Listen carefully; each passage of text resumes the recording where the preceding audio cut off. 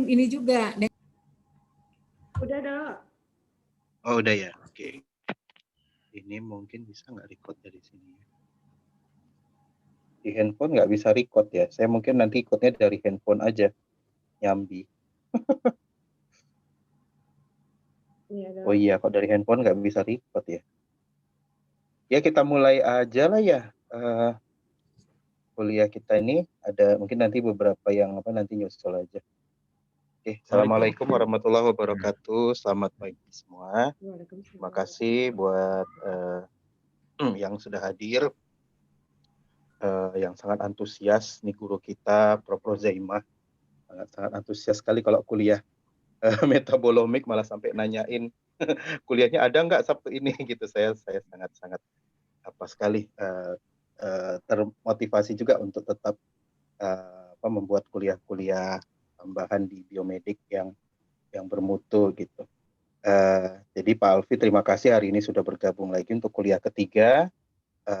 Jadi kita akan mulai saja kuliah hari ini. Pada Pak Alfi dipersilahkan.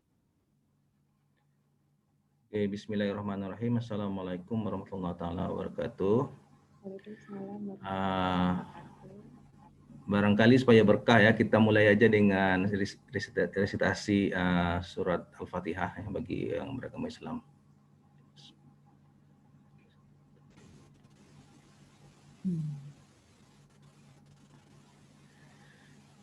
Oke ya, saya akan mulai karena kalau di silabus itu kan hari ini seharusnya mempelajari metabolite secondary, primary and secondary metabolite. Tapi menurut saya mungkin saya buat dulu lah multivariate data analysis, karena untuk yang metabolite itu saya ada kaitannya gitu dengan alatnya, dengan NMR atau dengan LCMS. Jadi kalau saya letakkan kuliah primary dan secondary metabolite sekarang, nanti waktu di LCMS atau NMR-nya masih kayak nggak terhubung gitu kan. Jadi lebih baik mungkin sekarang saya majukan aja ke multivariate data analysis. Setelah itu baru primary and secondary metabolite. Setelah itu baru masuk ke analytical instrumennya. Jadi nanti kelihatan hubungannya kan.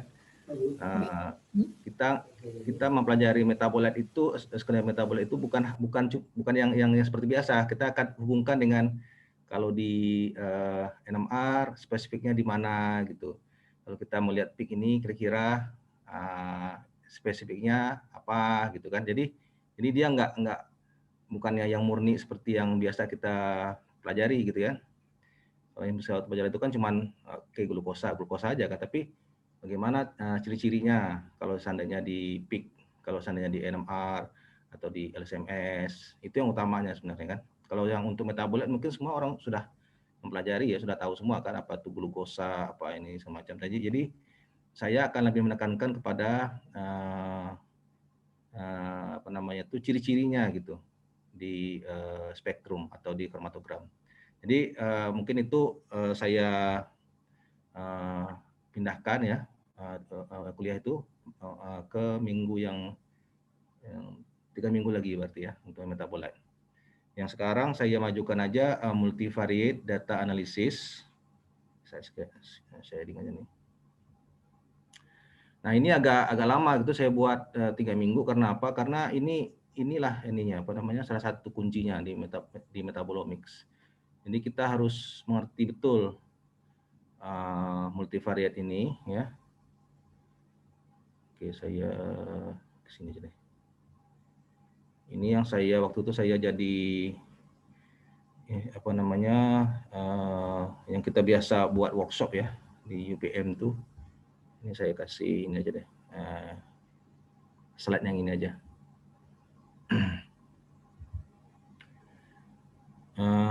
Bisa kelihatan ya?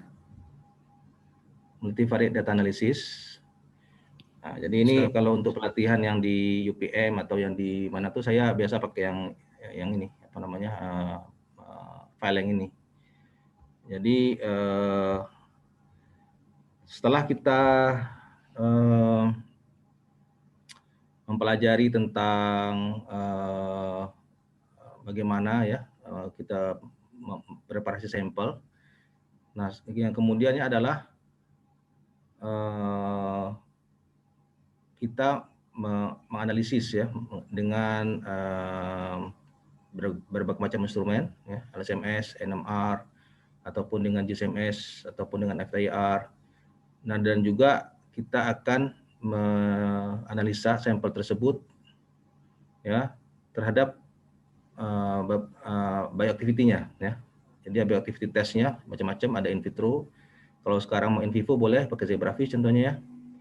Nah, kemudian setelah kita dapat, berarti kita harus melakukan kalkulasi statistik. Nah, kalkulasi statistik ini kita tidak bisa menggunakan univariate yang biasa kita gunakan selama ini ya. Kita menggunakan multivariate data analysis. Jadi kita menggunakan multi variable ya, karena kita banyak sekali variabel-variabel yang kita gunakan baik di saat kita melakukan profiling ya untuk metabolite dalam sampel kita, ataupun saat kita melakukan uji bioaktivitas. Nah, jadi itu banyak sekali variabel-variabelnya, maka kita gunakan multivariable, ya kan? Nah, multivariate analysis itu apa? Jadi multivariate analysis itu adalah kita mencoba mengekstrak informasi sebanyak-banyaknya ya dari data yang kita dapatkan menggunakan multiple variable. Nah, ini jadi intinya kita menggunakan multiple variables. Ya, jadi setiap profil, setiap peak yang kita dapatkan dari instrumen itu merupakan variabel-variabel. Ya, satu peak, satu variabel, dan seterusnya. Jadi kalau kita dapat 1000 metabolite, berarti ada 1000 variabel. Ya kan?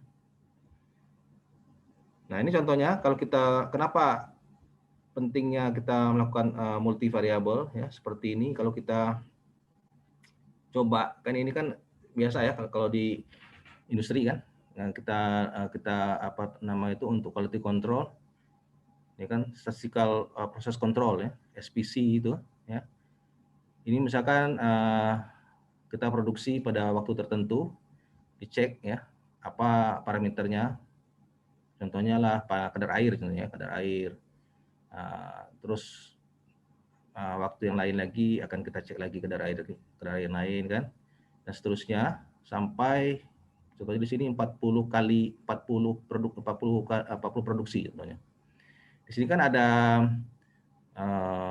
apa namanya itu had atasnya dan ada had bawahnya, ya kan? Ini upper control limit, lower control limit. Nah, ini limit-limit ini bagaimana kita mengkalkulasinya, itu ada kalkulasi tersendiri. Itu memang sudah standar ya. Nah, ini memang kita akan mendapatkan upper limit dengan lower limitnya. Kalau misalkan produk kita itu di atas daripada limit ini, maka produk tadi kita reject.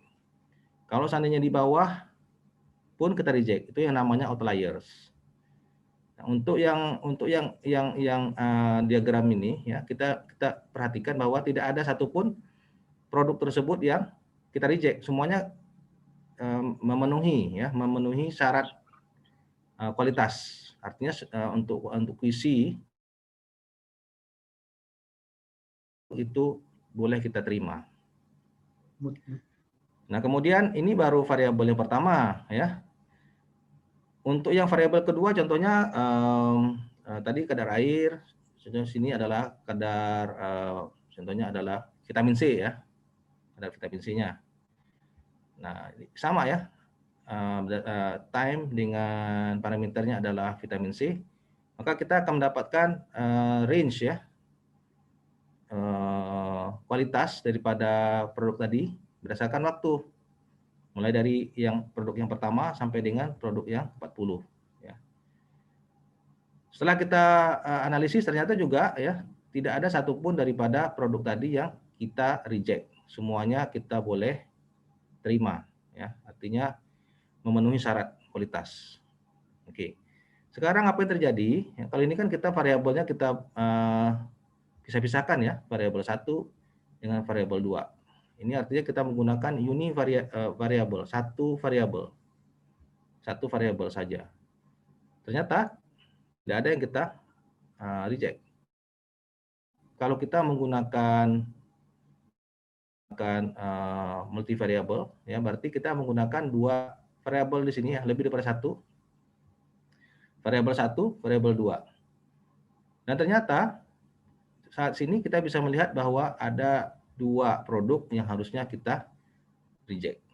Nah, artinya tadi kalau kita menggunakan hanya satu pandangan, satu sisi yang kita cek, maka kita hasilnya itu adalah bias, ya. Yang seharusnya kita reject, tidak kita reject. Nah, itulah kira-kira pentingnya ya, kenapa kita harus melihat sesuatu itu secara holistik, tidak hanya dengan satu sisi saja. Nah, kemudian variabel, ya, ini contohnya nih ya, kita harus mengerti terms variabel dengan satu lagi terms yang lain adalah observasi ya. Jadi kalau yang variabel ini contohnya di sini adalah mungkin kalau yang dari kedokteran mungkin nggak ngerti ini kromatogram apa ya, tapi kalau yang dari farmasi ya tahu lah ini apa ya. Jadi ini contohnya adalah spektrum NMR. Yang ini adalah kromatogram ya daripada SPLC ya. Nah, jadi ini hasil dari setelah kita analisis dengan alat ya. Dengan kita tujuannya adalah melakukan metabolite profile. Ya, jadi yang kita dapatkan itu adalah signal, bukannya nama-nama komponen ya. Satu peak ini belum tentu satu metabolite, bisa jadi satu metabolite mewakili 3 peak mewakili satu metabolite. Ya. Kalau yang di SPLC ya satu ini kita harapannya satu metabolite. Jadi macam lain alat, lain dia punya cara kita membaca ya. Tapi intinya setelah kita menganalisa menggunakan alat kita, ya, alat instrumen tadi, maka kita akan mendapatkan hasil, result, datanya berupa kromatogram atau berupa spektrum, ya. Yang kita kalkulasi itu adalah sinyalnya, ya, sinyalnya tadi. Nah, jadi contohnya ini kalau kita mengatakan variabel, berarti itu sinyal yang dari misalkan alat daripada contohnya di sini NMR atau dengan SPLC, ya kan?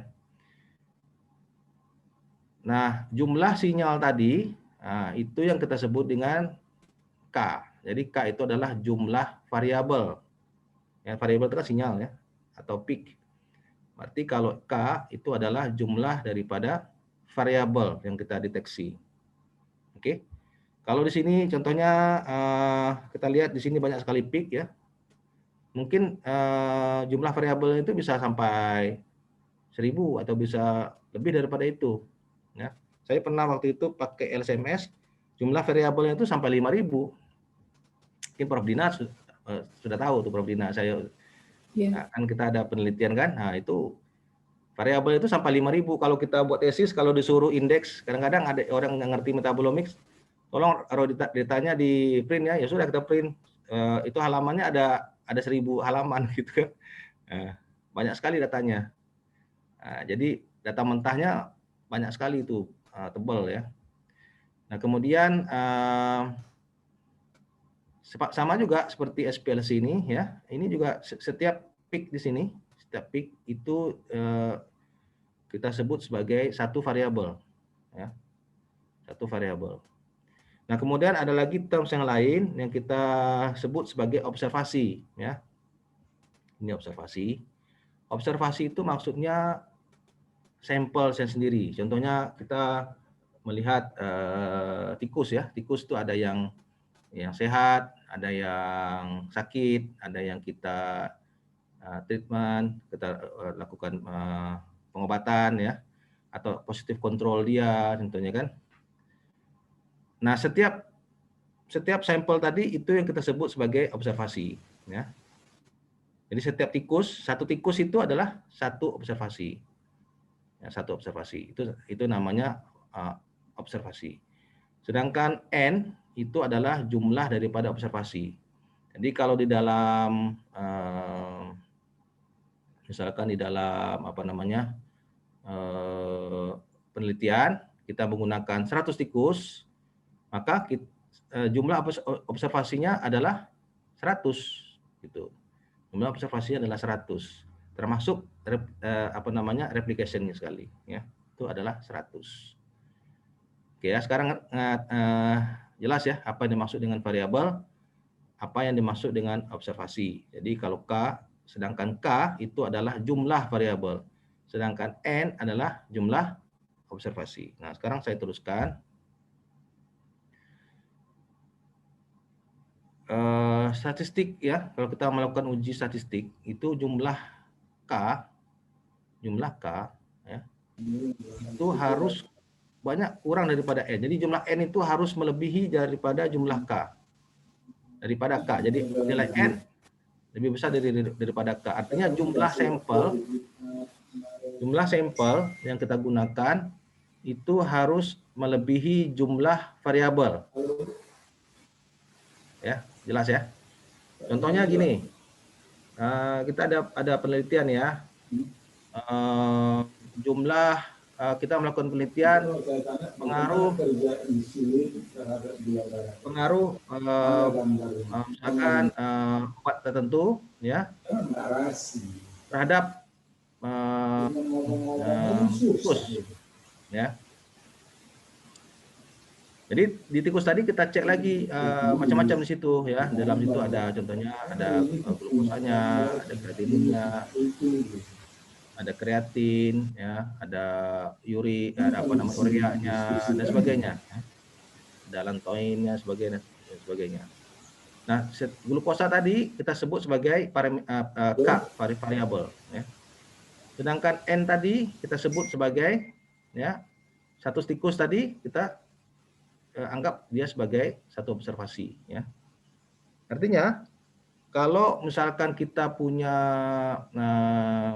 variabel itu ada 5,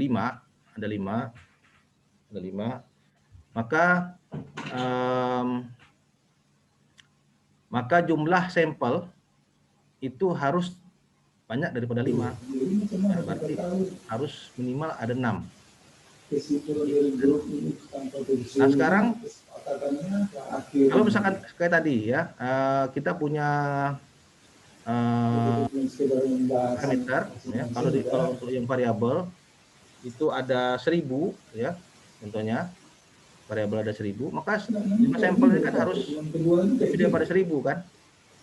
Sebentar Pak Alfi. Kira-kira untuk yang kasus metabolomik seperti susah ya.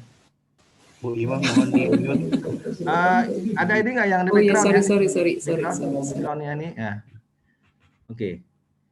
Ya, sekarang jumlah sampel ya itu harus melebihi jumlah variabelnya sendiri. Nah, kalau kita dengan penelitian yang biasa itu mungkin bisa kita penuhi ya. Contohnya seperti kalau jumlah variabelnya ada 10 ya masih bisa memenuhi kan. Kalau jumlah sampelnya jumlah observasinya atau tikusnya bisa lebih daripada 10, itu bisa kita penuhi. Tapi kalau dengan cara metabolomics, berarti kan jumlah variabelnya banyak sekali kan, karena kita mendeteksi sebanyak mungkin metabolit. Kalau ada 1000 metabolit berarti 1000 variabel. Kan setiap metabolit itu kan kita anggap sebagai satu variabel. Berarti jumlah sampelnya harus lebih daripada 1000, artinya jumlah tikusnya lebih daripada 1000. Kalau pergi ke untuk dapatkan ethical approve, nggak akan dapat itu ya. Nah, nggak akan dapat itu. Dan terlalu banyak juga ya, tikusnya ada 1000. Ya, mau kita kita ambil darahnya aja udah kita nggak akan sanggup ya sebanyak itu, ya kan. Nah, berarti kita ada kesulitan di situ ya, kita ada kesulitan. Ini contohnya nih ya. Nah, sekarang kalau kita pakai variabel, kalau kita pakai metabolomics yang jumlah variabelnya banyak, berarti kan jumlah K-nya itu sangat besar, ya, sangat besar. Kalau kita pakai N, paling-paling N yang bisa kita, sampel yang paling banyak kita bisa uji kan, paling banyak 100 kan, kalau pakai tikus. Itu paling banyak itu. Jadi itu udah terlalu banyak ya. Jadi kalau misalkan kita pakai metabolomics, nggak mungkin gitu. Kalau jumlah N-nya itu harus melebihi daripada K, ya kan? Nah sekarang yang jadi masalah, bagaimana caranya supaya bagaimana caranya supaya kita bisa mengatasi masalah ini ya, supaya kita bisa menggunakan metabolomics atau statistik apa yang bisa kita gunakan. Makanya kita gunakan multivariate data analysis ya. Ini tadi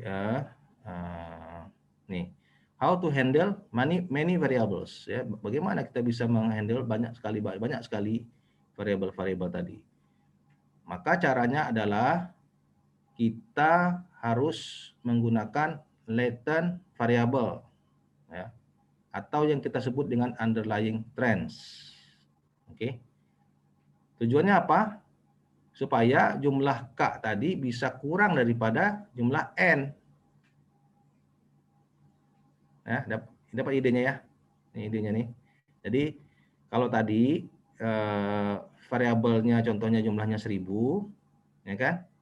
Sedangkan tikus yang kita punya 100 contohnya. Berarti kan jumlahnya itu harus kurang daripada 100 kan variabelnya. Nah, bagaimana caranya supaya yang 1000 tadi jadi, yang 1000 variabel tadi menjadi kurang daripada 190 contohnya. Artinya kita harus mendapatkan variabel yang baru atau yang disebut dengan latent variable. Ya. Jadi variabel itu sudah ada dalam situ, cuman kita munculkan ya. Ya seperti inilah contohnya kalau kita dalam demokrasi ini kan penduduk Indonesia jumlahnya ada 350 juta ya. Berarti kalau kita mau bermusyawarah satu negara kan nggak mungkin kan? Gimana caranya kan? Caranya gimana? Ya udah kita kirim perwakilan kita, yaitu anggota DPR, DPRD atau anggota DPR. Ya kan itu kan mewakili suara kita. Sehingga mereka lah yang berbicara di DPR yang menyalurkan suara kita, ya kan? Artinya sama dengan ini, artinya dari 1000 variabel tadi kita kita reduce-kan ya, kita kurangkan sampai kurang daripada jumlah N-nya. Tapi latent variabel itu adalah mewakili suaranya yang 1000 tadi, gitu. Mewakili karakteristik daripada yang 1000 tadi. Ya kan? Cuman dia diwakili aja gitu kan. Tapi sebenarnya jiwanya ada di situ gitu. Walaupun jumlah variabel sekarang kurang, tapi propertinya ya ada di situ ya. Nah itu intinya multivariate data analysis ya. Oke, kalau misalkan kita tidak melakukan multivariate data analysis ya, kenapa sih kita harus melakukan ini ya? Kenapa misalkan apa yang salah dengan ini? Kenapa ya udah kita lakukan aja gitu kan? K-nya banyak, N-nya kecil, nggak apa-apa, kita paksa aja gitu. Kita ya pokoknya ngoyo aja kan. Ya udahlah kita pakai K yang banyak, N-nya kecil. Apa yang terjadi? Yang terjadi adalah error. Ya, error. Nih ya. Kalau kita melakukan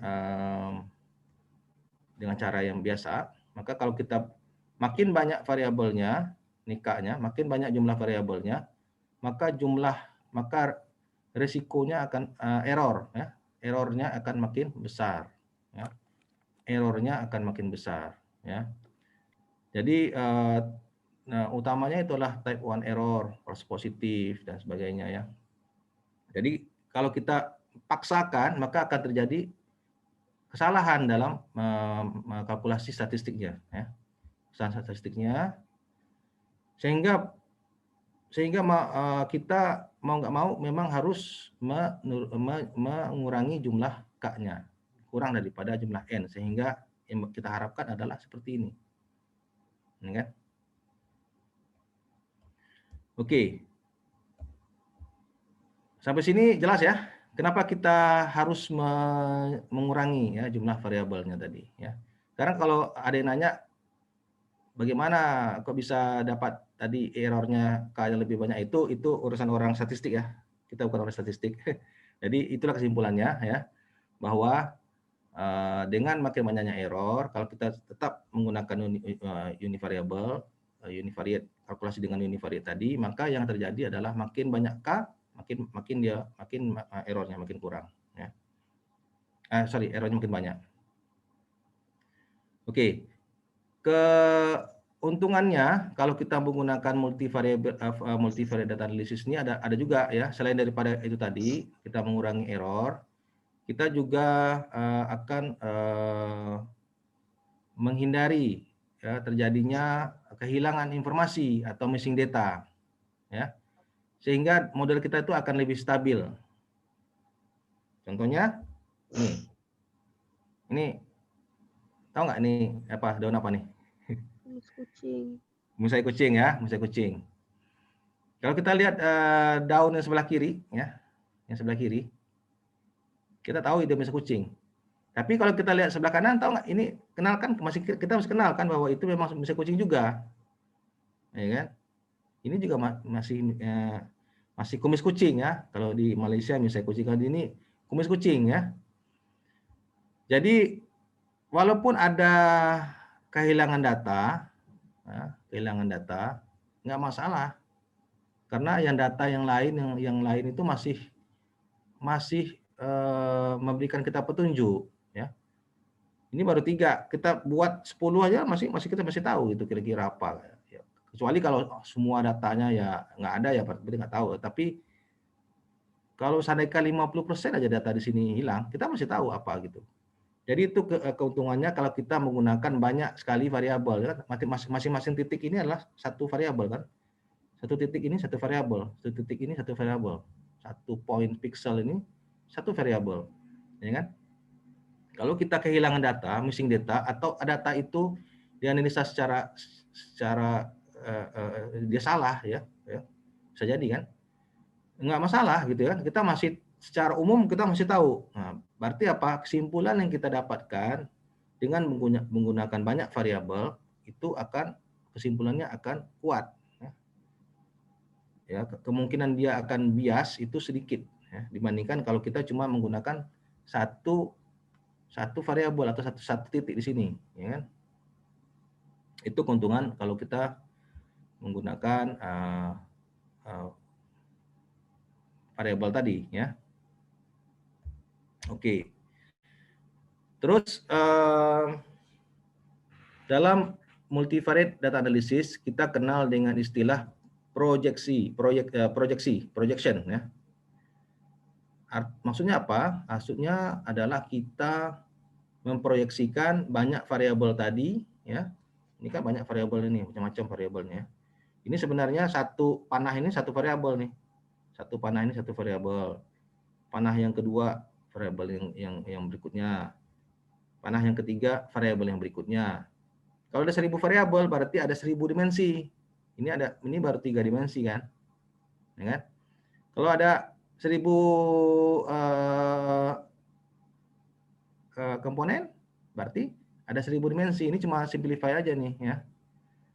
Nah, kalau dalam ilmu MDA ya, multivariate data analysis, maka kita proyeksikan banyak variabel tadi menjadi ya 2 dimensi. 2 dimensi atau juga bisa kita lihat dengan 3 dimensi ya.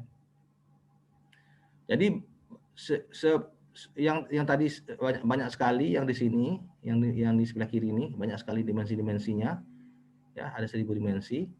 Kita sederhanakan dia menjadi 2 dimensi sehingga kita bisa melihat pemisahan sampel, atau kita bisa melihat komponennya apa yang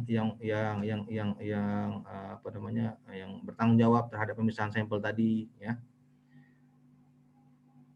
Jadi kalkulasi MDE itu adalah dengan projection, ya, projection. Artinya kita akan memproyeksikannya kepada satu plane, two dimensional plane, ya. Satu plane sendiri, dia menghasilkan plane yang baru, ya. Ini kita sebut dengan plane, ya. Apa ya kalau Indonesia, planar, ya, plane, ya. Nah, jadi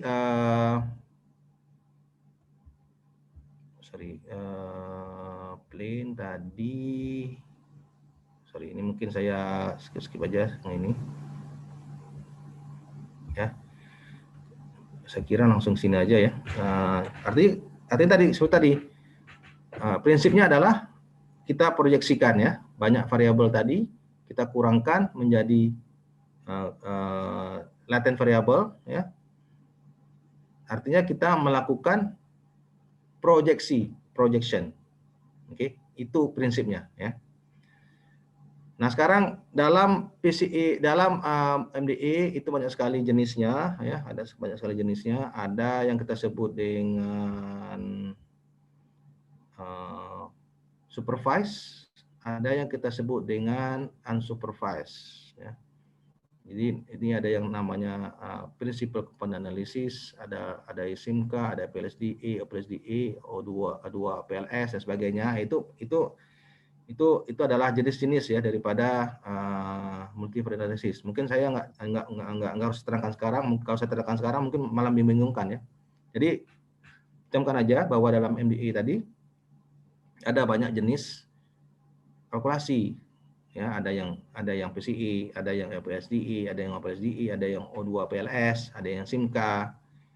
Prinsipnya adalah satunya kita supervisi, satu lagi tidak kita supervisi. Artinya yang satunya kita kasih informasi tambahan, yang satu lagi tidak, itu aja, ya.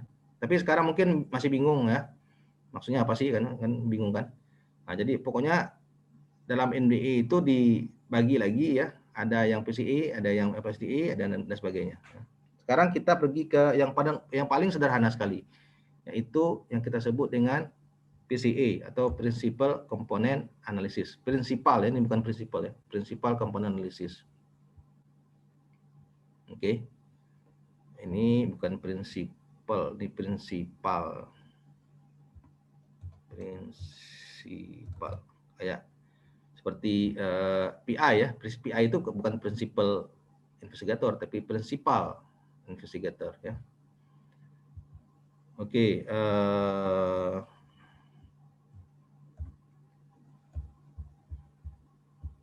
Nah, sekarang saya langsung aja ke sini, ya. Kita langsung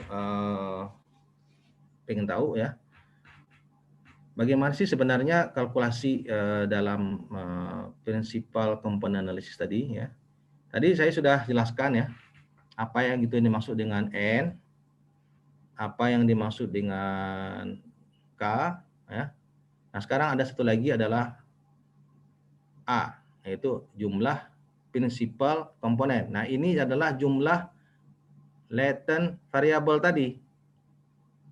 Nah, jadi kalau tadi dari 1000 metabolite, kita mau buat kurangkan jadi 3 contohnya, atau jadi 4 variabel. Nah, variabel yang baru ini yang kita sebut dengan principal komponen. Oke. Nah, jumlah principal komponen itu yang kita sebut dengan A, ya. Oke, yang ini mungkin akan membingungkan kalau saya jelaskan sekarang, ya. Scaling weight T, apa itu T atau P. Oke lah, sekarang yang ini dulu, N, K, A, ya. Oke. Sekarang contohnya adalah kita ada punya 3 variabel, ya. Variabel X1, variabel X2, dan variabel X3. Ya. Nah, sekarang berarti kita ada punya 3 variabel, kan, di sini. Ada 3 variabel, ya. Contohnya X1 ini adalah jumlah kadar air ya. Satu lagi X2-nya kadar vitamin C, yang ketiga misalnya kadar vitamin A contohnya ya. Nah, contoh lah ini. Itu yang kita sebut dengan K-nya tadi adalah 3 ya. Karena ada 3 aja. Kalau kita ada 1000 metabolite, berarti kita X-nya tadi ada sampai 1000 nih, X1, S2, S3, X4, S5 sampai 1000. Dan sini jadi 1000. Nah, kalau kita ada 3 ya. Nah, sekarang ini kita sampel kita ya, sampel kita. Nah, kita letakkan di sini, ini sampel ya. Sampel tadi itu dia punya karakteristik tertentu kan? Nah, yang kita sudah analisis. Contohnya sampel yang pertama ini ya, dia punya kadar air sekian. Contohnya sini 50% ya. Yang E1. Kadar vitamin C-nya 60% ya kan? Kadar vitamin A-nya sekitar 80% ya. Ya, berdasarkan data tadi maka kita bisa proyeksikan kan di sini kan. Nah, kenapa dia ada di sini? Karena dia X1-nya 50%, X2-nya 60 dan X3-nya 80. Berarti letaknya sampel tadi ada di sini. Jelas ya? Ini jelas ya? Nah, itu baru sampel yang pertama. Artinya itu adalah N jumlah sampel 1. Jumlah sampelnya adalah 1. Kan? Jumlah sampelnya adalah 1. Oke. Sekarang kalau saya punya 20 sampel ya, berarti N sama dengan 20. K-nya tadi kan 3. Nah, masing-masing sampel tadi kita letakkan di dalam diagram ini. Kalau untuk sampel 1 posisinya ada di sekitar sini. Untuk yang sampel yang keberapa lagi gitu ya, ada di sini ya, sesuai kan dengan berapa X1-nya, berapa X2-nya, berapa X3-nya. Berarti sampel yang satu lagi ini X3-nya sedikit kan. X1-nya 50, X2-nya juga sedikit. Yang sini lagi contohnya X2-nya ya banyak, X1-nya sedikit, X3-nya pertengahan. Nah, kan? Beda sampel, beda lagi kan dia punya berapa kadar airnya, berapa kadar vitamin C-nya, berapa kadar vitamin A-nya, ya kan? Nah, terus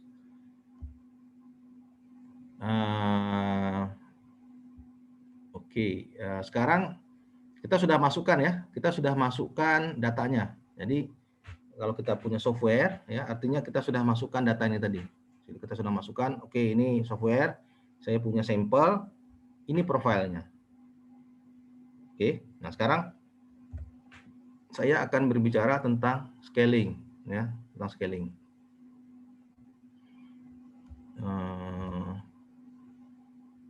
Contoh ya, dari 23 individu ya, dari 23 individu kita mau lihat berapa ada beratnya ya,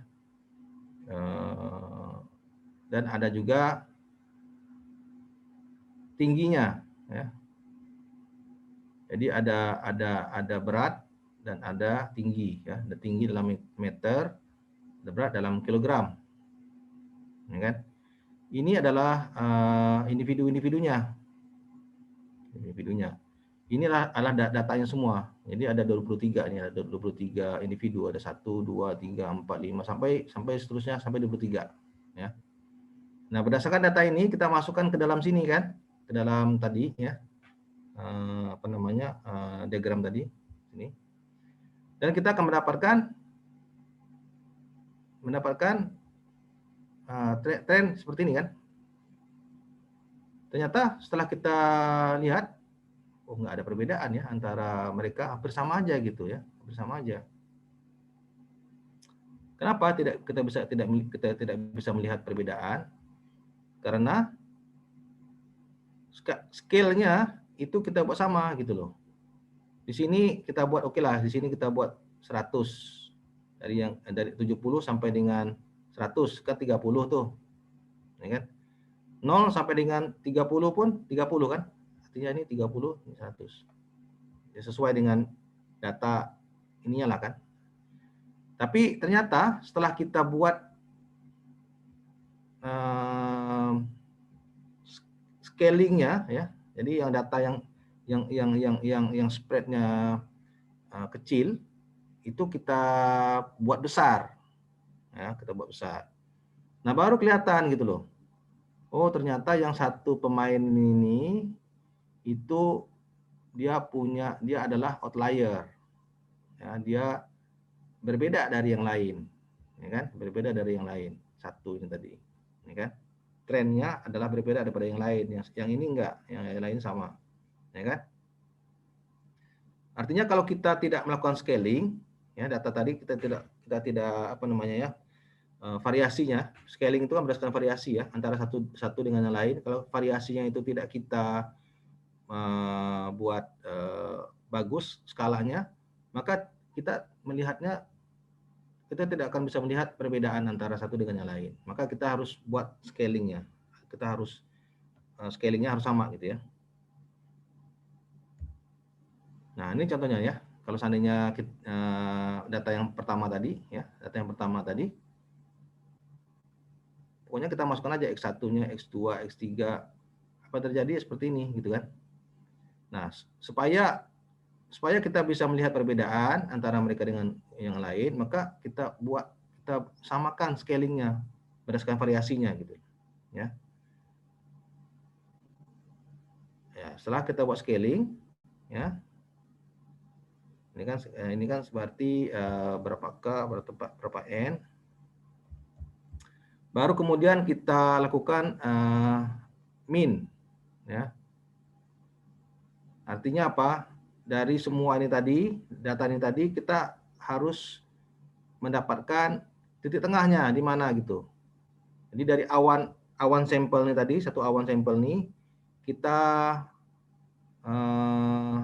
identifikasi titik tengahnya di mana gitu, ini kan? Jadi tengahnya ada di sini contohnya ya. Maka setelah kita lakukan min, itu yang kita sebut dengan min ya. Baru setelah itu min centering. Jadi yang tadi min tadi, yang di sini tadi, yang min yang tadi yang di tengah-tengah, yang di tengah tadi kita harus buat persis di tengah model kita gitu ya. Ya, harus di tengah-tengah model kita. Jadi dia harus di titik 0 di sini. Semua X1-nya 0, X2-nya 0, X3-nya juga 0. Sehingga mudah kita akan melakukan kalkulasi ya. Jadi tadi kita sudah masukkan data, sudah itu scaling, yaitu urutannya ya, scaling, sudah scaling, kemudian min, setelah min baru centering. Nah itu prinsipnya kalau kita mau buat kalkulasi ya. Jadi tadi kita masukkan ya, seperti ini dia punya variasi ya, variasinya berbeda-beda, perbedaannya antara satu variabel dengan variabel lain, variasinya kan jauh ya. Nah dengan scaling maka kita akan membuat variasi tadi sama gitu, variasinya itu sama ya, kita scalingkan dia. Nah tapi dia belum centering. Nah centering itu artinya kita buat seperti ini ya, centerkan. Nah setelah itu tadi ya, setelah kita lakukan centering, berikutnya adalah fitting ya. Fitting itu maksudnya adalah kita mendapatkan latent variable.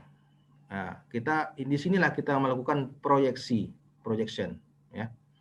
Jadi kita mendapatkan latent variable-nya. Sekarang latent variable-nya dapat dari mana? Ya kan?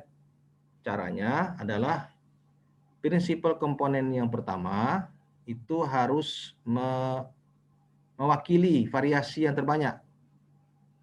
Oke. Oke. Nah, sekarang ini tadi, ini kan banyak ya, apa namanya, kayak awan ya, satu awan, one cloud ya. Untuk mendapatkan prinsipal komponen yang pertama, artinya latent variable yang pertama, maka dia harus mewakili variasi yang terbesar. Variasi yang terbesar ini. Di mana? Garis yang ini tadi, yang dot-dot ini. Ini adalah variasi yang pertama. Variasi yang terbesar, dan seharusnya itu menjadi principal component atau kita sebut PC aja ya. PC yang pertama, PC1 ya. Sudah itu ini mewakili variasi yang terbesar, sedangkan yang satu lagi yang sebelah sini itu mewakili variasi yang terkecil. Variasi yang terkecil ini kita tidak akan kita anggap, tidak akan jadi, bukan tidak anggap, tidak akan jadi dia sebagai PC1 ya. Tapi yang PC yang pertama ya, principal component yang pertama itu adalah yang mewakili yang bisa menjelaskan variasi antara sampel yang terbesar. Ya, ngerti kan maksudnya variasi ya? Variasi itu ya pokoknya dia antara satu sampel dengan satu sampel lain itu pasti ada variasi daripada kualitasnya kan.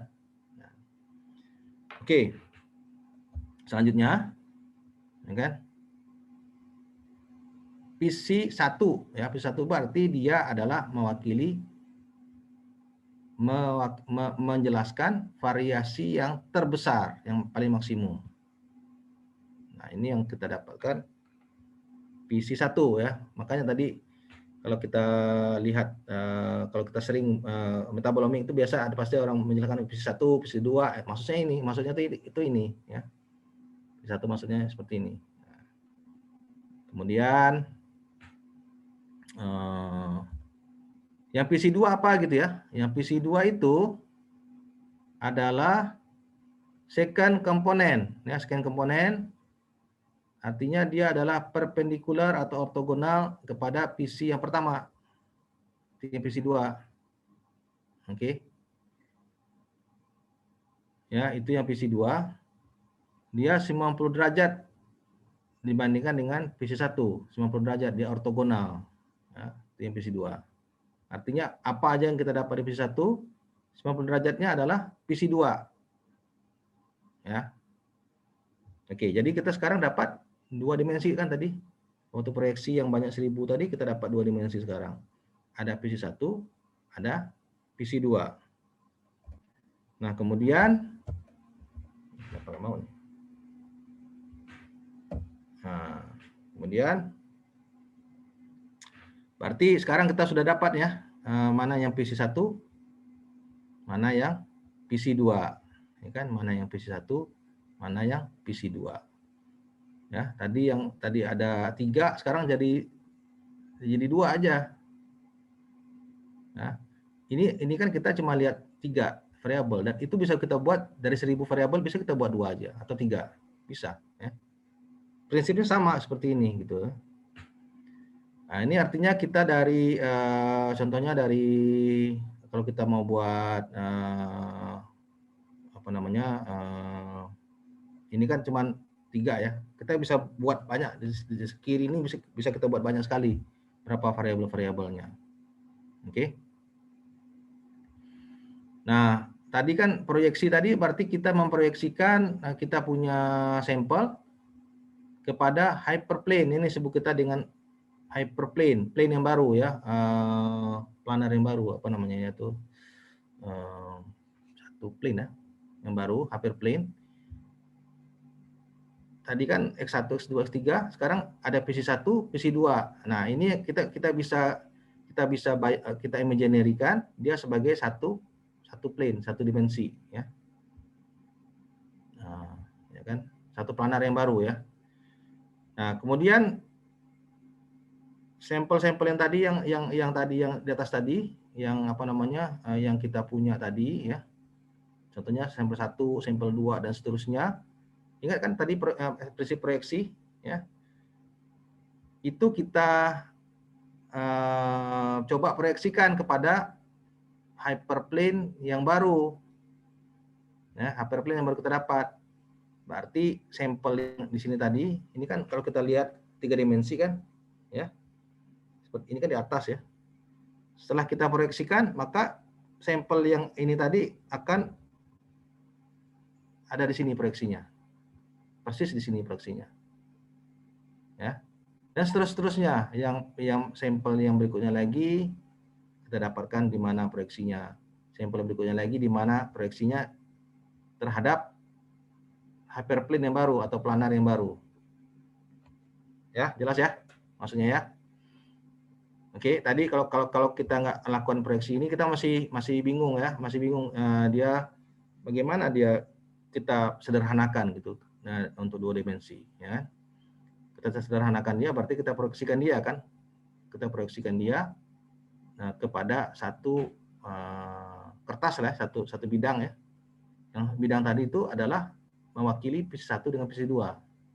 Ya. Kita proyeksikan, maka itulah yang akan kita dapat ya, gambarannya. Jadi kalau saya sederhanakan, persis sama seperti ini tadi kan. Nah, kita proyeksikan, tinggal seperti ini, ya kan? Proyeksikan dia. Jadi tinggal 2 dimensi. Nah, itulah yang kita sebut dengan score plot. Ya, itu yang dimaksud dengan score plot. Oke. Jadi dari banyak tadi kita cuma ada 2 dimensi dan kita lakukan proyeksi. Nah, score plot itu artinya kita melihat posisi sampelnya ada di mana gitu. Itu maksudnya. Ini sampel 1, sampel 2, sampel 3 dan seterusnya. Oke. Ini yang visi 1-nya, ini yang visi 2-nya. Sedangkan yang circle ini adalah kepercayaannya ya. Biasanya adalah 5%, ya. 0,05%. Berarti artinya semua yang di dalam circle ini itu secara statistik bisa diterima ya.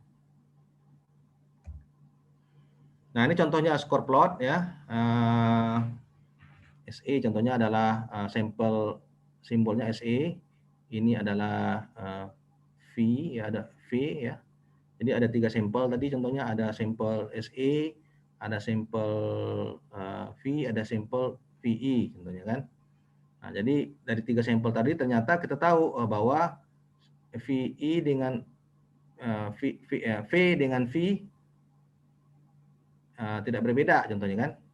Tapi sampel yang SE berbeda daripada sampel yang lainnya. Nah, jadi gitu ya. Itu yang sebut kita dengan sebagai score plot. Oke ya. Jadi sekarang sudah jelas apa yang dimaksud dengan score plot ya. Jadi kalau nanti seterusnya nanti kita akan cari jurnal dan sebagainya yang berhubungan dengan metabolomics. Ada score plot, dalam score plot itu ada istilahnya T ya. T itu maksudnya PC tadi, PC1, T2, PC2 ya. Ini T itu maksudnya adalah principal component T ini ya. Jadi ini yang PC 1-nya, ini yang PC 2-nya. Sedangkan ini adalah sampel-sampelnya. Sampel-sampelnya sesuai dengan nilai yang didapatkan dari proyeksi, ya kan? Jadi sekarang jelas ya, kenapa ada istilah proyeksi, kenapa ada istilah latent variables, ya, score plot, ya, ada istilahnya prinsipal komponen. Ya. Jadi saya bisa rangkumin di sini ya, untuk melakukan multivariate analysis untuk yang PCE. Yang pertama kita masukkan datanya. Setelah kita masukkan datanya, setelah itu apa? Kita lakukan scaling. Setelah scaling apalagi tadi? Mean, ya. Setelah mean apa? Centering. Setelah centering, berikutnya adalah fitting. Jadi fitting itu adalah mendapatkan PC, ya, PC. Setelah fitting, untuk mendapatkan skor, berarti kita melakukan proyeksinya, ya, terhadap hyperplane atau planar yang baru. Ini yang kita sebut dengan planar. Nah, itu tahapan-tahapannya ya. Ingat ya. Jadi untuk melakukan score plot berarti kita harus melakukan proyeksi ya, daripada sampel kita ya terhadap planar baru ya yang didasarkan pada PC 1, PC 2. Ya. Ada pertanyaan nggak sampai sini? Kira-kira ada yang nggak jelas? Saya kira kalau ya mau nanya ya. Itu yang ya. Tadi untuk dia mendapatkan satu apa tadi tuh ya, yang sudah dibuat min, habis itu kan dibuat satu apanya itu Min. tadi yang sebelumnya, Centering. ini ya PC, oh Centering. iya PC 1 ya, Nah, PC 1 centering. ini berarti dia PC 1 itu dia seperti di apa ya, membuat apa namanya itu, regresi linear gitu ya Pak Alfi? Dia bukan regresi linear ya, dia menghitungkan aja variasi. Kalau regresi linear itu kan dia sudah ini ya, dia kadang-kadang pengertiannya nanti malah perginya ke ini ya, apa namanya, kayak antara variabel dengan observasi. Kalau dia ini adalah di antara ini kan observasi semua nih. Tapi dia letaknya berdasarkan variasi. Kenapa dia ada perbedaan letak? Karena berdasarkan nilai X1, X2, X3-nya tersendiri. Jadi dia variasi daripada sampelnya tadi gitu. Jadi kita buat aja sini kalkulasi software ya. Dia akan buat satu garis yang mewakili yang dengan perhitungan dia bahwa itu melewati sampel dengan variasi yang tertinggi kayak gitu. Ya kan? Jadi gini. Ini ya. Ini kan dia kita letakkan sampel-sampel ini kan berdasarkan X1, X2, X3-nya, gitu kan? Betul. Nah, jadi tapi ini cuma 3 ya. Padahal sebenarnya bisa jadi sampai 1000 bisa jadi ya. Nah, jadi semua situ adalah sampel. PC1 itu adalah dia kita buat satu variabel yang melewati variasi yang tertinggi antara sampel gitu. Bagaimana variasi didapatkan? Ya berdasarkan variabel-variabel tadi gitu kan. Jelas nggak? Iya. Itu yang PC 1. Kalau yang PC 2 langsung aja dia langsung ortogonal. Nah, tegak lurus dengan PC 1 ya. Nah, ortogonal. Itu yang PC 2. Oke. Jelas ya. Kemudian baru nanti dia diplotkan jadi kayak plane yang baru gitu. Nah, hyperplane. Dari setelah itu dibuat 2 dimensi lagi.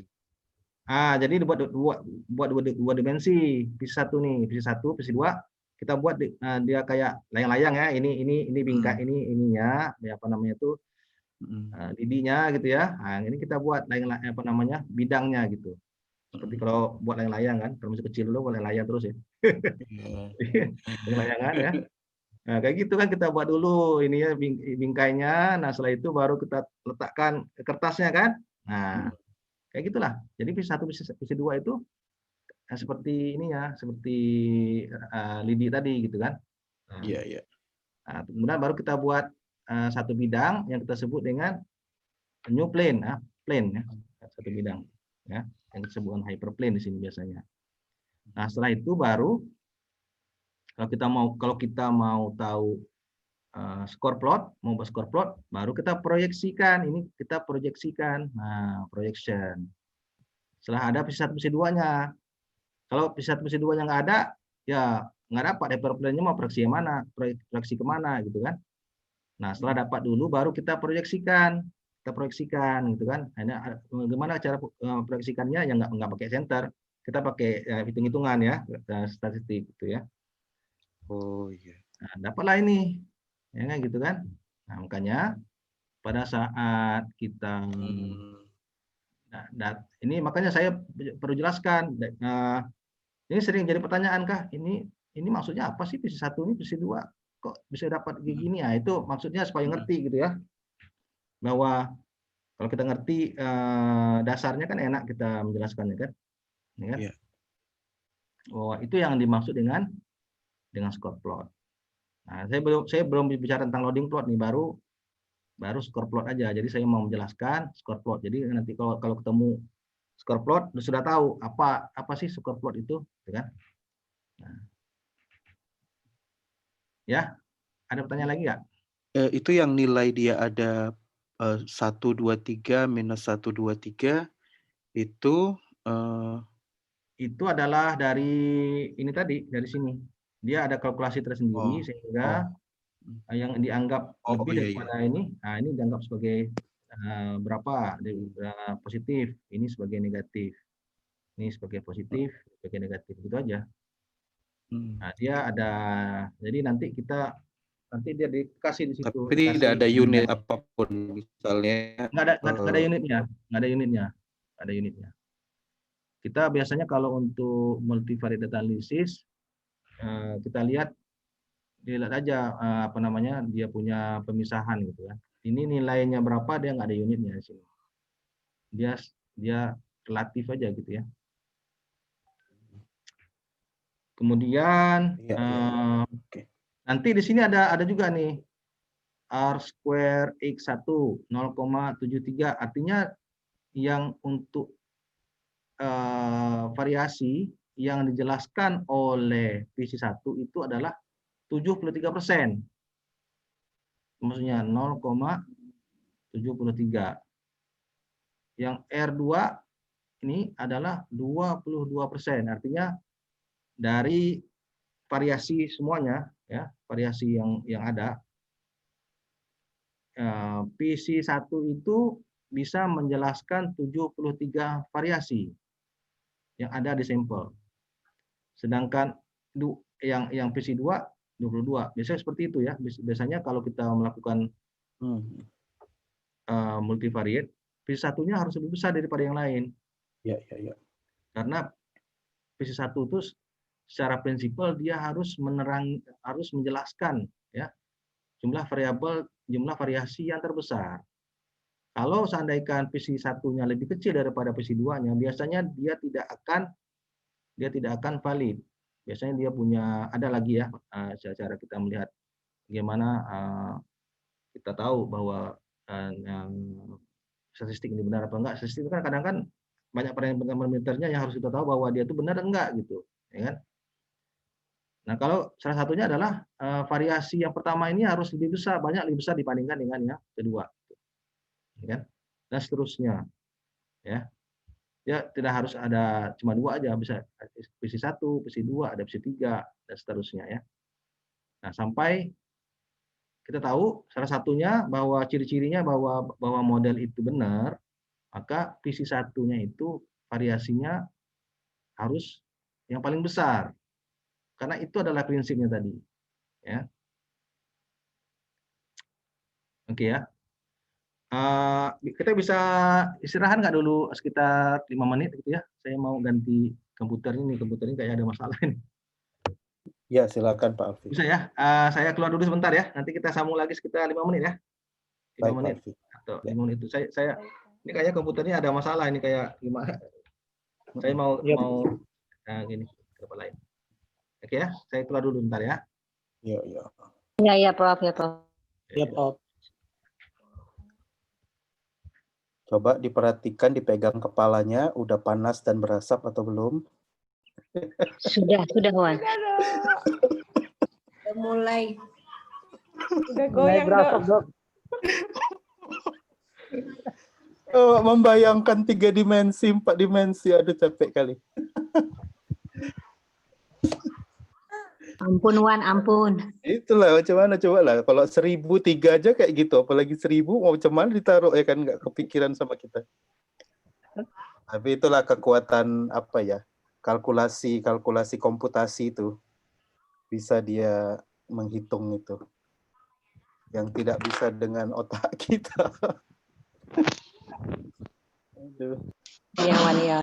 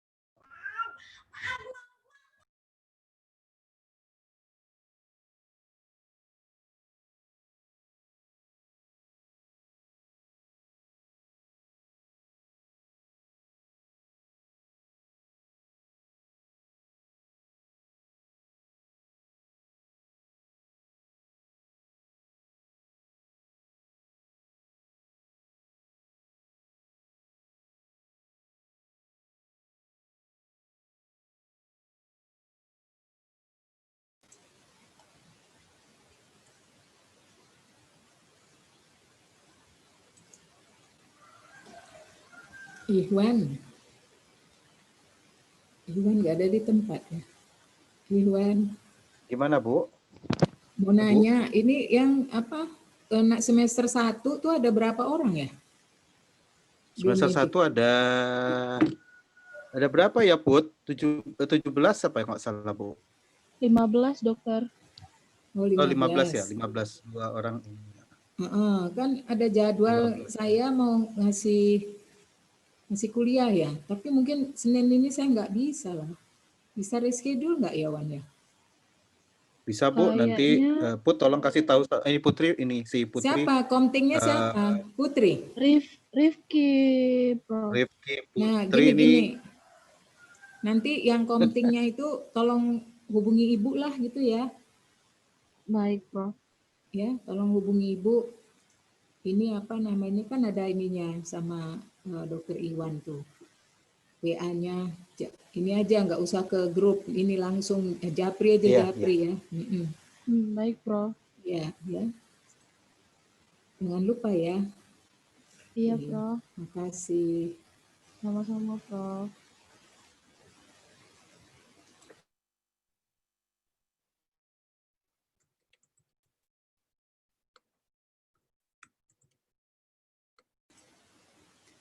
Yang dokter ada berapa orang ya? Putri. Yang dokter berapa kemarin lupa Iwan. Ada 4 Bu? Cuman 4. Mm-mm.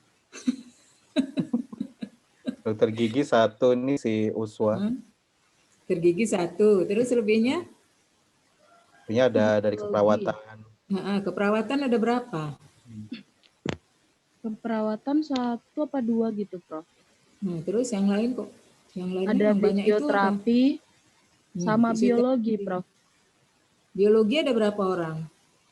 Biologi 4 atau 5 gitu, Prof.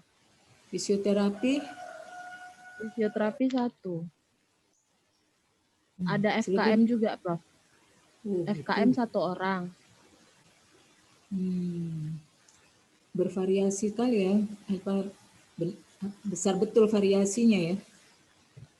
Iya, Wan. Prof. Nanti bisa dibuat prinsipal komponen analisisnya Bu.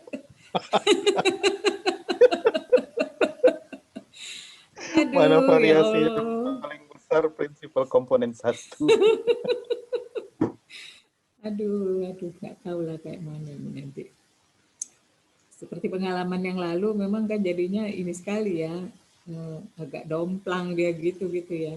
Sedangkan yang sama-sama dokter pun kadang-kadang dari yang berbeda, institusi berbeda, ininya agak susah juga gitunya ya, menyamakannya. Apalagi untuk ini nih, saya nggak tahu metodologi penelitian ini kan ya agak apa ya, agak lemah ya di mana-mana kayaknya. Jadi ya memang agak susah, pelan lah, mesti pelan-pelan betul.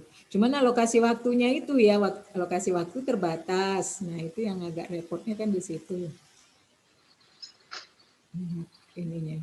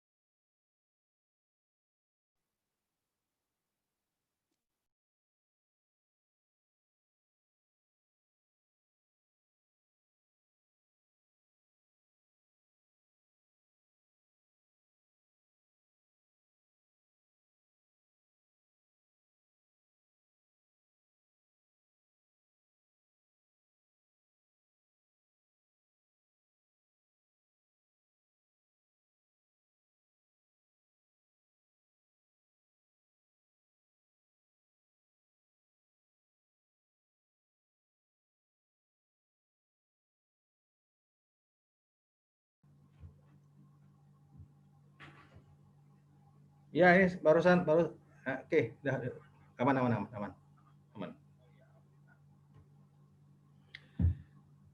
Maaf ya, saya apa namanya? Tadi itu ada problem di komputer nih, nggak tahu tiba-tiba bunyi ya. Sekarang udah oke. Kita lanjutkan aja ya. Iya, Pak. Ya. Saya lanjutkan, saya share lagi yang tadi. Share.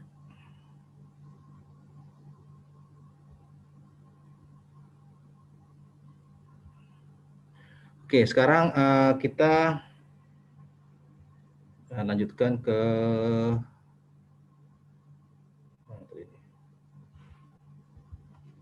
tadi kan udah sampai ke ini ya, prinsip.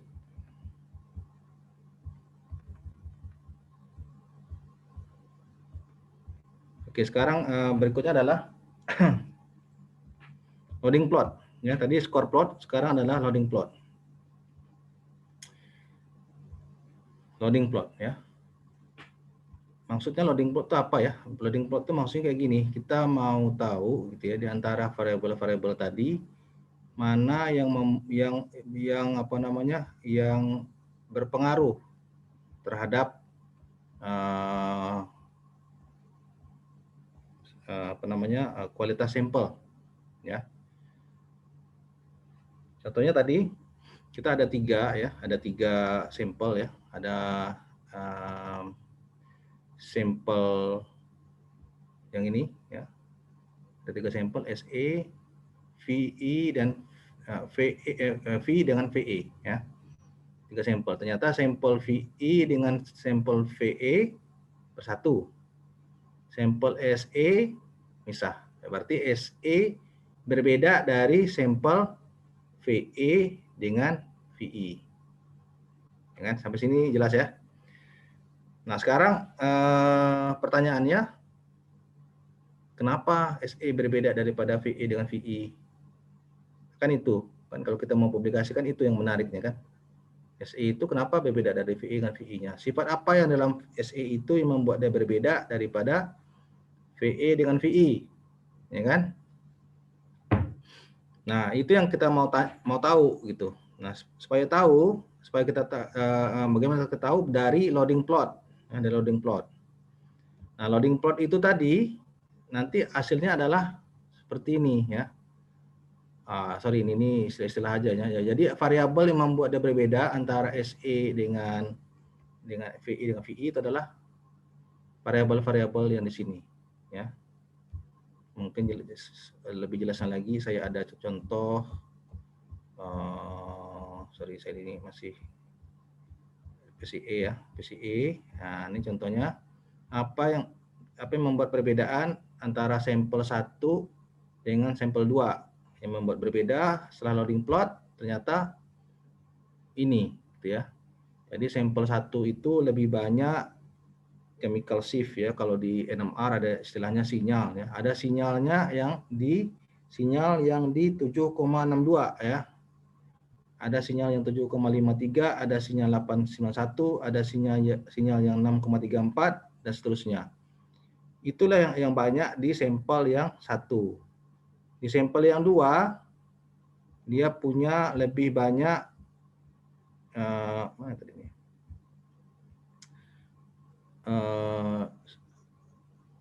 Peak ya 5,4, 5,28, 3 sampai 4 dan seterusnya. Nah, itu yang sampel yang kedua ya.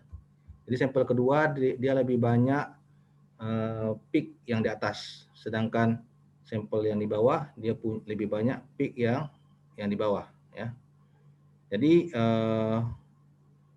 itu yang dimaksud loading plot. Jadi ini adalah loading plot ya, loading plot. Loading plot itu ada macam-macam, ada yang line, ada yang scatter plot dan sebagainya. Kalau ini kita pakai line plot aja ya. Nah, nanti dari situ kita bertahu, oh ternyata sampel 2 itu berbeda dari sampel 1 dikarenakan variabel yang ini. Ini ya variabelnya. Variabel itu adalah peak-peaknya ya. Dan kemudian kita baru tahu bahwa chemical shift yang ini tuh komponennya apa, chemical shift yang satu lagi komponennya apa gitu ya.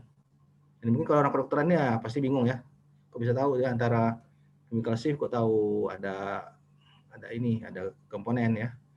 Nah itu yang akan kita pelajari kemudian ya.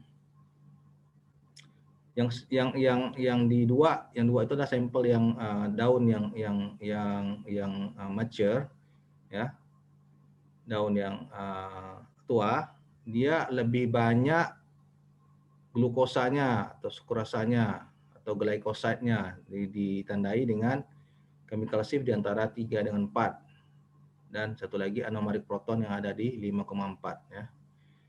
Kalau yang di daun ya, daun Melicope ini Melicope ya.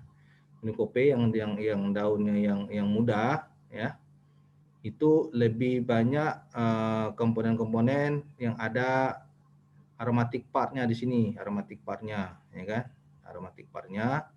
Terus sudah itu contohnya di sini adalah di 7,62, di 7,53, di 6,91 itu adalah komponen yang berhubungan dengan benzen ya, benzennya pasti ada benzennya di situ.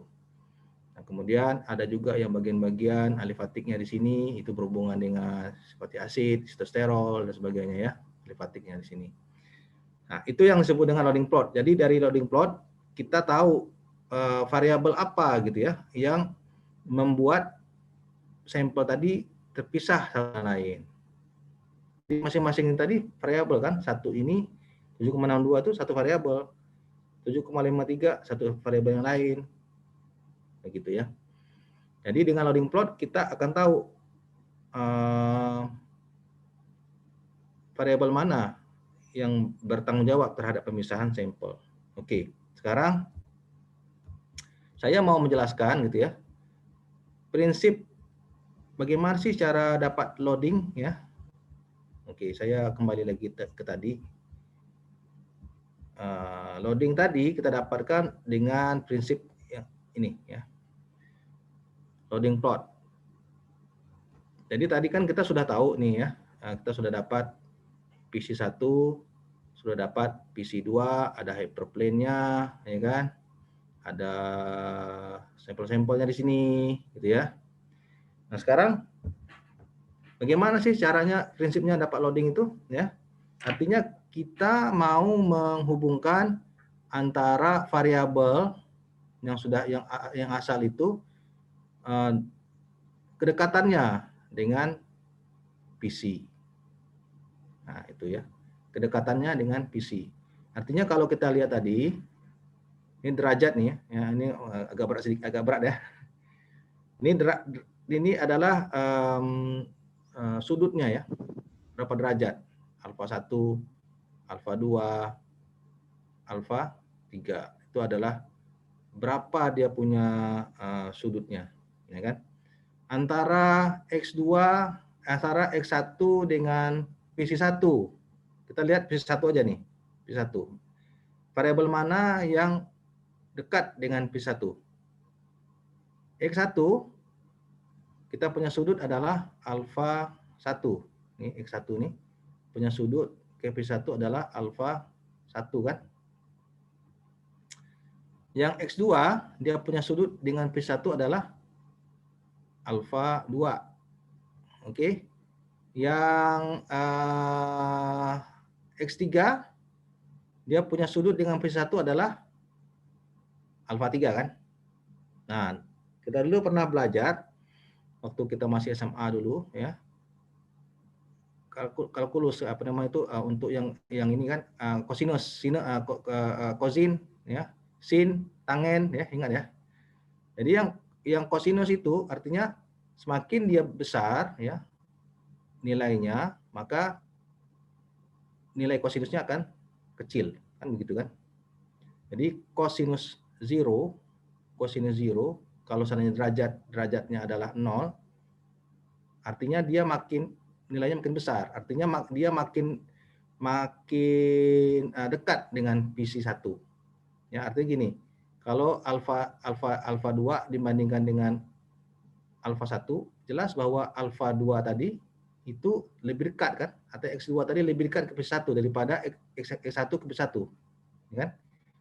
Jadi X1, X2 tadi lebih dekat ke PC1 dibandingkan dengan X1 ke PC1. Ya kan? Artinya nilai dia kalau dikosinuskan bahwa alfa 2 itu akan lebih besar kalau dibandingkan dengan X1 ke PC1. Ini kan. Alfa 3 juga kalau kita ini sih kalau dari segi ini kan karena dia 3 dimensi ya.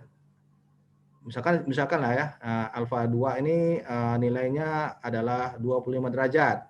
Sedangkan X3 ke PC1 ini adalah 40 derajat. Kalau dikosinuskan berarti kan alfa 2-nya nilainya lebih besar kan dibandingkan dengan X3. Kayak gitu. Jadi bagaimana dia menghitung di loading plot itu berdasarkan nilai kosinusnya tadi. Oke, contohnya ya. Nih. Jadi kalau dia strong influence ya, positive loading, maka artinya dia punya nilai antara 0 sampai dengan 90 kan? Kan itu kan kosinus yang positif. Berarti derajatnya harus antara 0 dengan 90, atau derajat antara X1 dengan PC itu harus antara 0 dengan 90. Di antara itu. Ya, kalau dia positif. Kalau yang very strong influence berarti kan nilainya sangat besar sekali kosinusnya tadi. Kalau seandainya nilai kosinusnya 0, dia rapat dengan PC berarti kan kosinusnya sama dengan 1. Ya kan, nilainya 1. Nah, makin dia kecil sudutnya makin besar nilainya. Artinya semakin besar pengaruhnya terhadap PC. Kalau dia makin jauh berarti nilai variabel tadi terhadap PC semakin kecil, ya, dan seterusnya, ya. Kalau seandainya dia sampai berseberangan di sini, berarti kan dia derajatnya bisa sampai 180 atau 160, lebih besar daripada 90. Berarti kan kosinusnya kan minus. Ini kan minus kan kosinusnya, kalau seandainya lebih daripada 90, kosinusnya akan minus, ya kan? Berarti dia negatif influence, ya. Kalau yang untuk X1 berarti dia strong influence di sini karena dekat.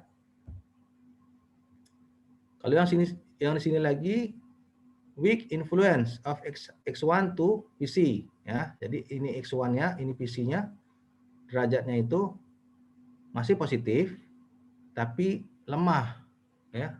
Pengaruhnya lemah, ya kan? Nah, kemudian seterusnya negatif loading, berarti nilai dia itu lebih daripada 90. Contohnya seperti ini kan. Ya kan? Nah, dia nilainya itu adalah negatif. Berarti dia negatif influence. Nah, ini penting pada saat kita nanti buat loading plot, ya. Buat loading plot saya kira yang ini nggak perlu ya. Kita buat loading plot sehingga yang kita dapat kalau kita lihat loading plot, ya, kalau kita lihat loading plot tadi ada positif, ada minus, dapat dari mana? Dapat dari situ. Contohnya ini tadi. Untuk yang PC1 ada yang negatif, ada yang positif. Untuk yang PC2 ada yang negatif, ada yang positif. Kalau yang PC1 berarti nilai dia terhadap PC1, kosinus dia terhadap PC1 nilainya berapa? Kalau yang di sini lagi kosinus ini nilai-nilai ini terhadap ini, anggaplah ini sebagai X1, X2, X3, X4 ya contohnya ya. Ini X1, X2, X3, X4. Nilai X2 terhadap PC1 nilainya adalah sekitar 0,5. 0,5 ini adalah nilai kosinusnya tadi. Ya kan? Artinya kalau X1, X2 dibandingkan dengan X3, X4, S3, S4 nilai kosinusnya lebih besar. Artinya S3, S4 itu pengaruhnya lebih besar terhadap PC1. Ya kan? Nah, kalau untuk yang X1 di sini contohnya dia punya nilai adalah minus kan di sini, minus. Artinya apa? artinya dia punya nilai yang negatif influence terhadap PC satunya, ya kan? Nah, PC 2 juga seperti itu. Kita lihat, ya kan? Nilai kosinusnya adalah untuk yang X1 adalah 0,8. Jadi dia paling besar di sini. Dibandingkan dengan X1 terhadap PC2, X1 lebih besar nilai kosinusnya dibandingkan dengan X2 atau X3 atau X4. Ya. Seperti itu caranya. Bagaimana caranya software tadi menghitung itu berdasarkan nilai kosinusnya. Makin besar, makin kecil derajatnya X1 artinya makin dekat dia dengan PC1, maka nilai kosinusnya akan lebih besar, gitu ya. Itu yang dimaksud dengan loading plot. Oke, ada pertanyaan nggak sampai sini yang loading plot? Ada pertanyaan nggak? Sebelum saya kasih contoh ya, contoh loading plot yang lain. Tadi saya sudah sebutkan loading plot itu bisa bentuknya bisa seperti ini. Ini namanya scatter plot. Ada juga seperti tadi itu namanya line plot ya. Jadi kalau kita lihat bahwa makin besar nilainya di sini tadi, berarti dia makin dekat ya dia dengan latent variable tadi. Ada pertanyaan nggak sampai sini kira-kira untuk loading plot? Alfi mau nanya. Ya. Mau nanya, tapi balik lagi mundur sebelum loading plot. Tadi kan ya. Dalam satu plane itu yang hyperplane kan kita cuma dapat 2 PC. Ya. 2. Nah, kemudian ya. tadi yang di paper itu dia ada sampai PC 4 gitu. Ya, berarti berarti PC 1, PC 2, PC 3, PC 4. Nah, ya. itu untuk mendapatkan satu plane yang hyperplane yang baru itu, dia optimalnya itu berapa variabel yang kita masuk. Ya. Jadi seandainya lah misalnya kita ada 1.000, ada 1.000 tadi kan. Ya, itu berapa PC yang harus kita yang bisa itu tergantung nanti sampai sini nanti ada yang kita sebut dengan model diagnostic. Ini ada yang fit R-square, ada yang predictability. Nah, di sini nanti saya jelaskan ya. Sampai berapa? Okay. Sampai berapa. Jadi dia bisa PC-nya bisa sampai 10 atau 20 ya. Tapi tidak berarti bahwa makin banyak PC-nya makin bagus, bukan seperti itu. Ingat kan ada error tadi kan? Nah, artinya makin dia banyak PC-nya yang R-square ini memang makin tinggi sih, yang variasi yang kita jelaskan kan makin tinggi. Tapi predictability-nya makin berkurang. Nah, sampai sini dia turun dia jatuh sini. Nah, maka kita akan mengambil adalah pas di sini. Kita akan ambil contohnya di sini ada 1 PC, 2, 3, 4 sampai 10 ya. Sampai 10, 11, 12 dan seterusnya kan. Nah, nanti kalau seandainya ternyata nilai variasi memang pasti makin besar kan. Makin banyak PC-nya kan berarti nilai variasinya yang kita jelaskan makin besar. Tapi predictive ability-nya ini masalahnya. Predictive ability-nya turun. Nah, berarti kita stop aja sampai situ. Sampai 10 tadi. Kita nggak usah tambah lagi. Kalau kita tambah lagi malah modelnya jadi jelek. Karena predictive ability-nya akan berkurang. Nanti saya jelaskan nanti model. Nah, itu yang kita sebut dengan model diagnostik. Ya. Kemudian kalau misalnya tadi, ini kan berarti berapa jumlah PC-nya ada dijelaskan dengan model diagnostik. Kemudian misalnya untuk PC 1, PC 2, itu variabel-variabel saja yang mana saja yang kita pilih, itu juga ada hitung-hitungannya? Atau kita hanya, jadi misalnya gini, kita punya misalnya 100 variabel gitu. Nah, dari 100 variabel ini kan di PC 1, PC 2 kita cuman mau masukkan misalnya hanya 20 variabel. Enggak semua. Kalau itu menentukan begitu? Variabel kita masukkan sebanyak mungkin aja supaya kita kan mau holistik. Kalau betul metabolomis kita mau variabel itu sebanyak mungkin kita masukkan. Justru makin banyak makin bagus gitu. Karena kita nggak mau satu pun terlewat kualitas parameternya yang dari eh, si apa namanya sampel tadi kan, kita mau lihat semuanya kan. Oh, berarti kalau misalnya kita ada pun 1000 variabel tadi, Ya. lebih bagus kita cuman memisahkan dia menjadi dua PC1, PC2 aja gitu. Ya Kalau tidak kita- harus PC1, PC2, bisa dia hitungannya sampai PC-nya itu sampai sebanyak mungkin variasi yang bisa kita kan mau mendapatkan model yang menjelaskan variasi sebanyak mungkin kan antara sampel. Tapi dengan catatan predictability-nya juga bagus. Gitu. Sampai di sini. Artinya gini, kalau kita cuma ada PC1 nih, PC1, ini PC2, PC3 kan? Ya kan? Iya. Ya, di sini kan variasi yang kita dijelaskan kan cuma sedikit, cuma berapa gitu kan? Nggak banyak. Ya kan? Artinya model kita itu cuma mewakili berapa variasi aja gitu loh. Nah, semakin banyak variasi yang kita masukkan, artinya makin banyak PC, kan makin bagus variasinya kan? Ya kan? Artinya makin banyak variasi yang dijelaskan, modelnya makin bagus. Tapi catatan, dia punya predictive ability-nya juga harus bagus gitu loh. Ini bisa jadi sih, di sini cuma PC1, PC2 contohnya. Dia stop aja sampai situ. Oke, bisa jadi seperti itu. PC3 dia udah ini, tapi variasi yang dijelaskan udah banyak yang nggak perlu lagi PC3 gitu atau PC4. Tapi kadang-kadang dengan PC1, PC2 kita nggak variasinya masih belum sampai 50% contohnya kan. Nah, berarti kita tingkatkan lagi PC-nya. Nah, gitu. Makanya dalam satu penelitian ya kita harus pandai-pandai lah bermain dengan berapa ulangannya, berapa jumlah sampelnya gitu kan. Makin banyak jumlah sampel makin bagus, tapi dengan kualifikasi tertentu makin mahal kan kalau jumlah sampelnya banyak. Tapi dan juga untuk apa kan kalau seandainya terlalu banyak jumlah sampel kan. Nah, terus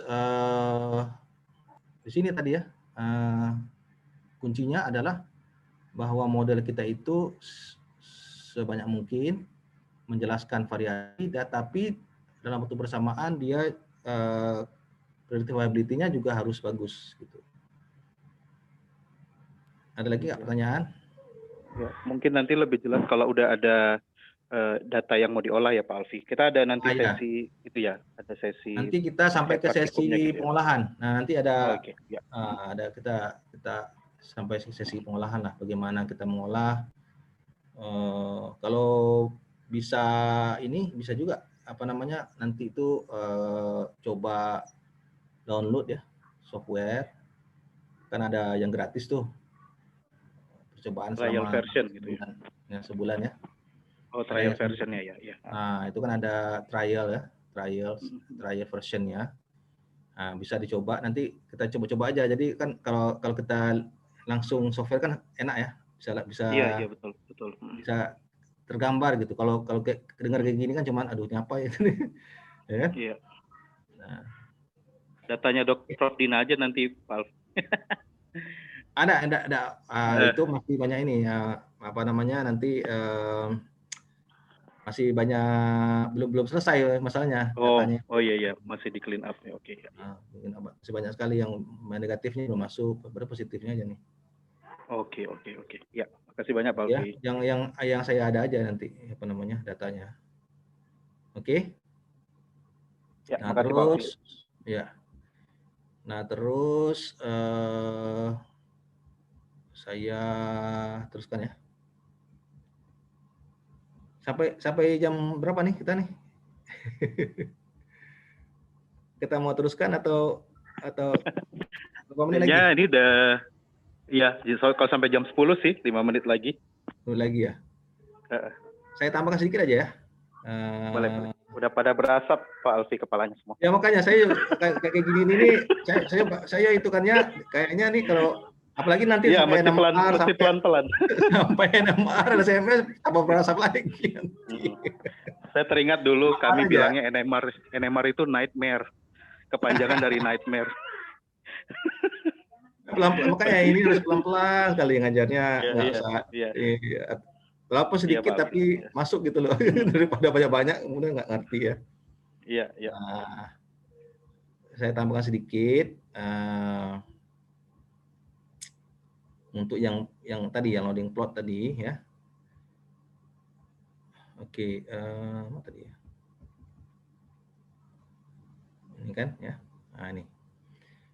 Artinya gini, bagaimana kita bisa melihat antara yang satunya dinilai positif, satunya negatif, kita mau menghubungkannya gimana gitu ya. Caranya gampang aja. Di sini kan ada di score plotnya, waktu dia diproyeksi, ya, dia ada di sebelah sini kan, sebelah kiri sini. Yang VE dengan VI contohnya dia ada di sebelah kanan, ya kan? Di sebelah positifnya, ini ada di sebelah negatifnya. Nah, dia waktu kita menghubungkannya, variabel mana yang berhubungan dengan SE dan variabel mana yang berhubungan dengan VE/VI, kita bisa langsung lihat di sini kan. Kita bisa langsung kayak apa namanya overlay ya. Berarti yang di sebelah kiri sini ya, yang PC1 sini itulah yang menerangkan sampel SE. Artinya variabel X1 lah kita sebut X1 ini banyak di sampel SE. Oke. Sedangkan variabel yang di sebelahnya S2, S3, S4 itu banyak di sampel VE dengan VI. Ya kan? Sampel SE itu dia pisah bisa kita bedakan ya dengan VI itu berdasarkan cuman PC1 aja kan, bukan PC2 ya. Nah, ya. Jadi sampel SE dia terpisah dari sampel VE dan VI dikarenakan PC1 bukan PC2 ya. Oke. Karena PC2 SE ada juga di positif, ada juga negatif, sama juga VI ada di positif, ada di negatif. Jadi yang membuat dia berbeda antara keduanya SE ke VE dan VI itu adalah PC1-nya. Nanti kalau seandainya ada juga contohnya lain, contohnya di sini SI-nya semua di atas di sini ya. Satu lagi ada sampel keempat, ada yang di sini contohnya dia terpisah. Nah, itu berarti sampel yang berikutnya tadi itu terpisah karena PC2 gitu lah ya. Jadi cara membaca score plot ini kita hubungkan dengan loading plot, caranya seperti itu aja, kita overlay aja ya. Jadi mana-mana yang berhubungan dengan yang negatif di PC1 berarti itu adalah variabel yang banyak di SE ya. Sedangkan X2, S3, S4 itu berhubungan dengan sampel VE dan VI. Oke, itu aja caranya. Tapi tadi yang saya jelaskan bagaimana mereka mendapatkan nilai-nilai loading tadi, semuanya ini dengan nilai kosinus tadi. Dengan dia mendapatkan berapa alfa, berapa kosinus alfa tadi, kan? Oke. Mungkin sampai situ aja ya. Ada pertanyaan nggak sampai sini? Kalau yang tadi kan saya lihat yang satu lagi tadi itu contoh satu lagi loading kan langsung aja saya itu kan. Nah, ini score plotnya, ini kan score plotnya. Ini yang loading plot ya, score plot. Ini score plot 1 dengan 2. 1 dengan 2. Kemudian yang mana yang satu? Variabel mana yang banyak di satu adalah variabel yang di bawah. Ini adalah variabel yang di atas. Oke. Jadi variabel yang di atas ini berhubungan dengan sampel yang nomor 2 ya, karena dia di atas. Jadi caranya seperti itu aja, sangat sederhana ya. Ini baru PCE. Nanti setelah PCE kemudian baru kita pelajari tentang PLS, setelah itu baru dengan PSDE dan sebagainya. Ini yang paling sederhana aja nih. Oke, ada pertanyaan lagi nggak? Kalau nggak ada, serahkan ke Dr. Ikhwan, gimana mau enaknya sekarang? Ya, oke. Ya, terima kasih nih, Pak Alfi. Namanya cukup membutuhkan banyak imajinasi memang kalau untuk melihat ini, karena dia perlu diplotkan ke 3 dimensi, baru terus nanti dibalikkan lagi ke 2 dimensi. Tadi juga saya berpikir sudut antara X yang ke atas itu tadi rupanya dia terlihat kalau kita 2 dimensi gitu, tapi sebenarnya itu plottingnya 3 dimensi, sehingga sudut ada tadi rupanya ke bawah dia dibuat, bukan ke samping juga gitu. Nah, jadi memang harus ini ya berimajinasi juga ini untuk melihat sebenarnya posisi titik-titiknya itu di sebelah mana. Tapi sebenarnya prinsipnya mudah-mudahan bisa dipahami lah dengan tadi dijelaskan dengan cukup runut gitu ya. Jadi saya pikir nanti akan lebih jelas waktu kita mencobanya langsung ke data. Jadi bisa langsung nampak. Karena ini kan yang mengerjakan juga software ya Pak Alfi, kita nggak memplot sendiri gitu. Jadi karena kalau memplot sendiri kan juga nggak bisa terhitung juga sama kita. Ya bisa, kalau kita kalkulasi sendiri satu data mungkin bisa sebulan, 2 bulan. Iya. Banyak sekali. Iya. Oke. Jadi kalau tidak ada lagi, ada yang mau kira-kira bertanya atau mahasiswanya kira-kira masuk ngerti nggak ya? Diamnya karena ngerti atau nggak ngerti nih, itu bingung saya nih. Iya, ini kan nanti di-record ya, jadi mudah-mudahan bisa pelan-pelan lagi, dilihat lagi ini maksudnya bagaimana. Jadi saya pikir kuncinya itu ya harus menggunakan imajinasi. Jadi kita jangan melihat kalau dia plain itu dia 2 dimensi, jadi seperti di atas kertas, tapi bayangkan dia tuh ada dalam satu ruangan, dalam satu kotak gitu ya Pak Alfi ya. Yang tadi yang 3 komponen tadi itu dia dalam satu kotak XYZ. Nah, baru kemudian kita coba kalau dia di center, kemudian nanti diplotkan kertas lagi, nanti jatuhnya di mana, kira-kira mungkin gitu. Nah, itu untuk prinsipnya. Jadi bisa nanti dilihat-lihat lagi. Kalau ada yang mau ditanya, bisa didiskusikan di grup WA juga. Selama ini masih kayaknya pertemuan pertama dan kedua nggak ada yang nanya di grup. Atau mungkin nanti bisa disimpan untuk didiskusikan di minggu depan. Atau mungkin kalau ada yang mau diskusi sama Pak Alfi, mungkin kalau ada waktu bisa langsung diskusi gitu ya Pak Alfi ya. Ya bisa. Kalau memang, tapi kayaknya lebih bagus nanti di awal yang akan datang. Jadi biasanya kita kan mulainya jam 8 tuh tentatif, tapi biasanya kita nunggu-nunggu yang hadir. Pak Alfi sih on time jam 8, jadi siapa ada yang mau bertanya, diskusi langsung dengan Pak Alfi, mungkin bisa hadir di jam 8 kurang atau jam 8 tepat, jadi bisa nanya-nanya dulu, baru kemudian kita mulai kuliah, gitu. Jadi lebih enak gitu. Oke, makasih Pak Alfi, nggak ada yang mau bertanya lagi, nanti bisa di-review lagi kuliahnya di recorded YouTube-nya. Terima kasih. Alhamdulillahirabbil alamin. Mudah-mudahan menjadi ilmu yang bermanfaat. Kita tutup kuliah kita pada hari ini dengan mengucapkan hamdalah.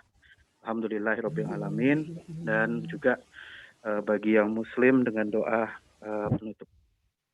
Subhanakallahumma wa bihamdika asyhadu an la ilaha illa anta astaghfiruka wa atubu ilaik. Assalamualaikum warahmatullahi wabarakatuh. Selamat pagi.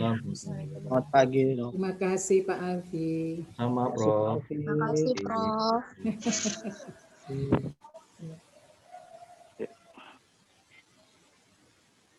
Akhirnya jadi ngikut kuliah Pak Alfi juga nih penuh, walaupun terpotong-potong sambil jalan.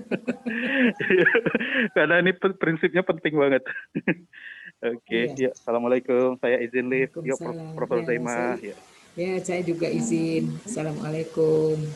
Waalaikumsalam. Salam, Prof.